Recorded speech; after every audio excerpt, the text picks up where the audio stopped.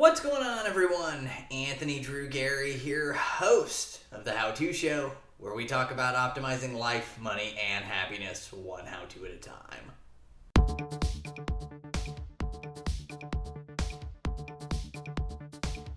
Last week on the show, I broke down how to retire on 125 grand and pay zero income taxes, and I did it really quickly, 60 seconds to be exact, plus or minus if anybody timed me. And hopefully you got some value from that video. This week I'm going to break it down in a little bit more than 60 seconds. We're going to go line by line and explain exactly how this works and how it may make sense to work into your financial plan. The upside is that I'm going to go into greater detail. The downside is that you got to listen a little longer to get it all taken into account. So let's jump right into it, switch over so that I can share my screen. All right, so we're right there where we left off in last week's video. We've got the 4 line items and the different values that they represent. And I want to do a deeper dive to make sure that everybody understands exactly what we're going after here. So the first thing we're going to talk about is 401k and pulling $25,100 from it. So the subnote to that is that this is a 2021 standard deduction for married filing jointly. And so if you are not married, or if you are married and not filing jointly, this is going to play a little different to you. But overall, the numbers are basically multiples of 2. So the standard deduction, if you're filing your taxes by yourself, is going to be roughly $12,500. And so this is basically the threshold to which you can pull money from an account that is meant to be taxed later and not pay any taxes on it because of the standard deductions already in place in our current tax system. Everybody gets this deduction. And so basically right off the top, there's an incremental amount of money that you can pull out and not pay any taxes on it.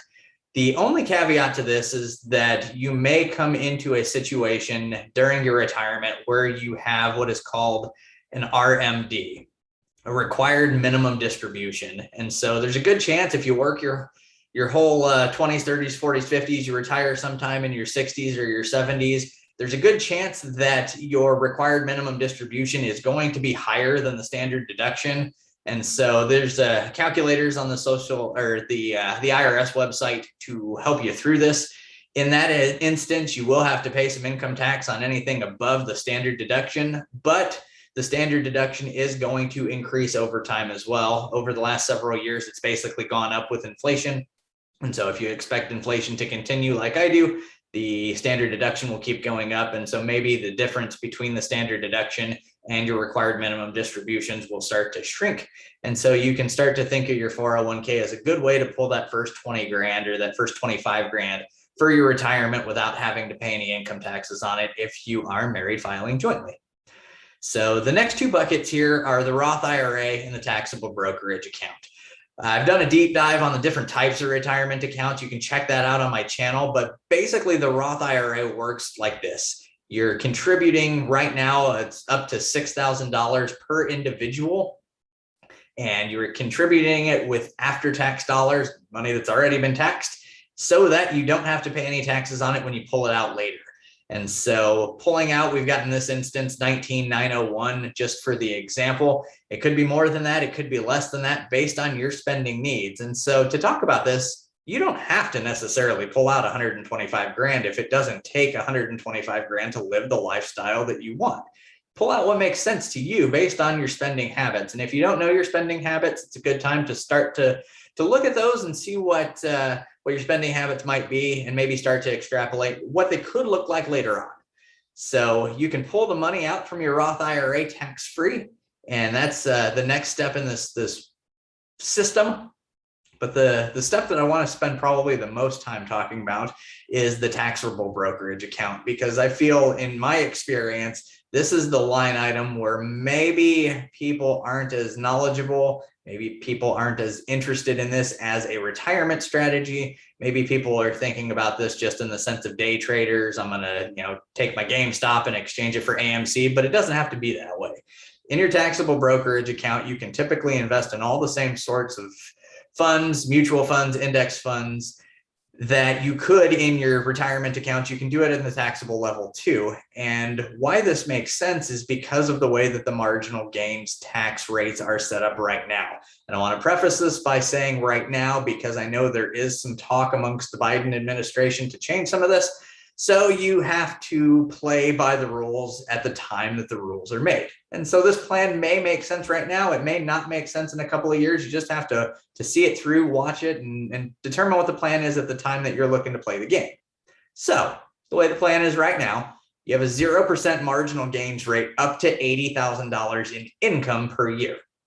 Now, the bright side to this, you could ask the question, well, what about the 25 grand in the 19901? Doesn't that count toward my 80 grand?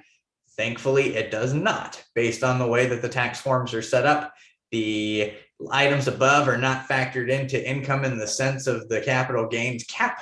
So you can really pull out up to 80 grand in income per year and not pay any marginal gains on it. Again, this is based on that factor of two system. This is again for a married couple filing jointly. If you are a single individual, you can expect that your 0% marginal gains rate is about half of that. And so if you think about this in the sense that you can pull up to 80 grand from your taxable, but you can only, and maybe you're only going to pull 20 grand from your Roth IRA, that would lead you to believe that your taxable brokerage account balance would need to be roughly 4 times bigger than your Roth IRA account balance to make this plan work. You can check your math at home to figure out whether that's your scenario right now. It might not be. Maybe it is, maybe you're in a good position there, but if you're not, it may make sense to look at opening a taxable brokerage account as part of your retirement planning strategy. So the final thing to talk about with this is that there will be the potential for incremental taxes along the way in a taxable brokerage account, and this is in the form of dividends. When you buy a stock or a mutual fund, there is a chance that either every year or every quarter, the stocks or the mutual funds throw off dividends. And this is basically the profit sharing mechanism built into owning stocks for you being a shareholder. And in the big scheme of things, most often folks would reinvest those dividends, and instead of actually getting a check for however many dollars and cents it is, you would just end up with some fractional extra shares of stock that gets rolled over, and it snowballs and it snowballs and it gets bigger and bigger and bigger. However, in the year that you receive those dividends, you have to pay income taxes on them. When you first start out your account, this is only going to be a couple of bucks a year, but as time goes on and you continue to grow your money and grow your holdings, this could be a bit of a sizable income tax situation because your dividends could be very large. So this is something that I don't want anybody to think that 125 grand for retirement tax free is the whole story, when there will be a little bit of incremental taxes along the way. Big picture, you're still going to be able to pull out that 80 grand at the end based on the current tax rates right now and not pay any income taxes on it. So I wanted to break this down exactly how we got to 125 grand pulled out each year for 0% as a total for your income taxes. And again, you don't have to pull out 125 grand. It probably only makes sense to pull out what you need. And so when you start to think about this, this is a good way to set your baseline for a different thought process. How can I retire and pay as little in income taxes as possible based on the rules that are set up right now? And so just thinking about the problem a little bit differently may be able to help you. And that's why I made a video to talk about this strategy. That's going to bring this episode of the show to a close. Hopefully it was worthwhile, and the long-winded version of how to retire on 125 grand and pay no income taxes is useful to you. If it's useful to anybody else, share it with them. Let them know that this is a video worth watching by smashing the like button for the YouTube algorithm, and share the channel overall if you think anybody will get value from it. If you're a podcast listener, you can find me there. And if you're looking to sell your house in the Indianapolis market, you can get in touch with me either in the comments or at indiedwell.com. You can check that in the show notes as well. Until next time, this is Anthony Drew Gary, host of The How To Show, signing off.